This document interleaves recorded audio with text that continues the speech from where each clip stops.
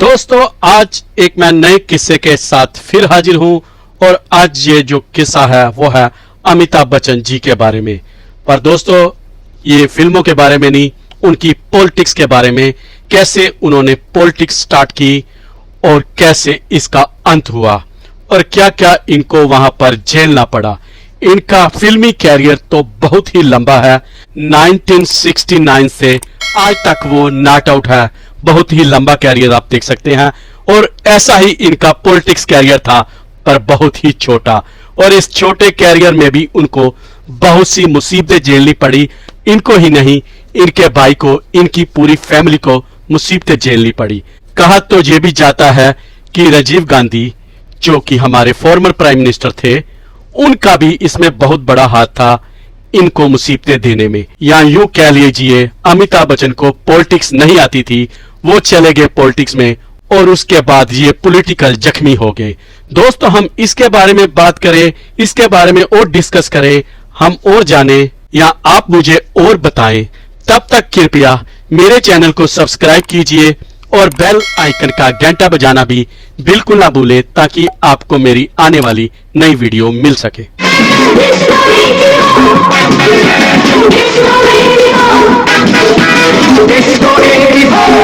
ये 1984 का टाइम था जब अमिताभ बच्चन पॉलिटिक्स में आए थे। ये इंदिरा गांधी की जब हत्या हुई थी तो उसके बाद की बात है जब राजीव गांधी को पॉलिटिक्स में लाया गया और उस समय राजीव गांधी को पॉलिटिक्स में किसी की जरूरत थी जो उनके लिए प्रचार कर सके।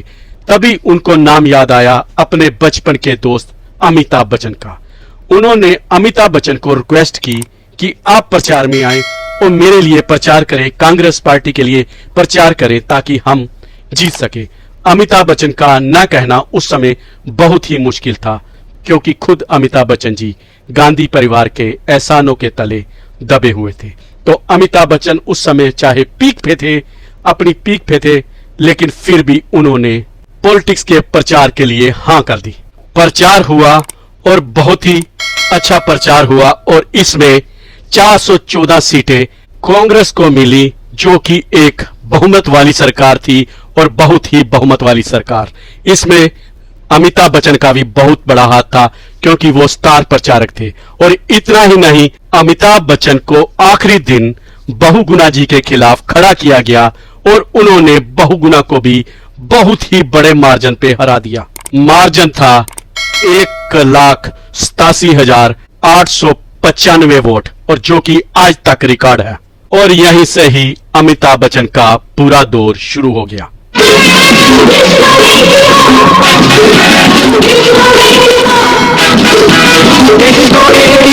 1980s और 1990 के बीच स्वीडन और इंडिया की एक आर्म डील साइन हुई थी और अगर मैं सिंपल भाषा में बोलूं तो तोपें खरीदनी थी। यह बहुत ही बड़ी डील थी, 1.4 बिलियन डॉलर की।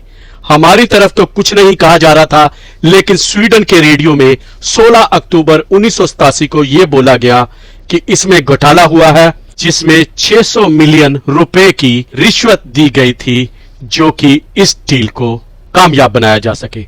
स्वीडिश पुलिस ने तो उस तरफ पकड़ लिया, लेकिन इंडिया की तरफ इतना शोर नहीं था। जैसे ही यह खबर बाहर आई, इंडिया में ओपोजिशन कांग्रेस के खिलाफ खड़ी हो गई और इसका जवाब मांगने लगी। कहा जाता है उस समय सारा इल्जाम अमिताभ बच्चन और उनके भाई अजिताभ बच्चन पर लग गया था और इनको बचाने के लिए कोई भी सामने नहीं आया। केस चलता रहा, अमिताभ बच्चन जी फंस गए, केस बहुत लंबा चला। आखिर में बहुत सालों बाद जब रिजल्ट आया तो उसमें अमिताभ बच्चन का कोई भी नाम नहीं था और ये सब अमिताभ बच्चन को फंसाने के लिए ही किया जा रहा था, या यूं कह लीजिए उनको बलि का बकरा बना दिया गया। जब अमिताभ बच्चन जी से ये बातें पूछी जाती थी तो वो यही बताते थे, मुझे तो पॉलिटिक्स ही नहीं आती, मुझे तो पॉलिटिक्स ही नहीं आती। दोस्तों आपका इसके बारे में क्या ख्याल है? क्या अमिताभ बच्चन को उस समय मिसयूज किया गया या सचमुच अमिताभ बच्चन जी को पॉलिटिक्स ही नहीं आती? अगर राजीव गांधी जी उस समय अमिताभ बच्चन का साथ देते तो ये बदनामी से अमिताभ बच्चन जी बच सकते थे, लेकिन अमिताभ बच्चन जी को उस समय अकेला छोड़ दिया गया और उसके बाद रिजल्ट ये निकला कि आज तक अमिताभ बच्चन जी पॉलिटिक्स में नहीं आए और वो पॉलिटिक्स जाने से भी डरते हैं। दोस्तों मैं एक नए किस्से के साथ फिर आऊंगा, तब तक के लिए मेरे चैनल को सब्सक्राइब कीजिए और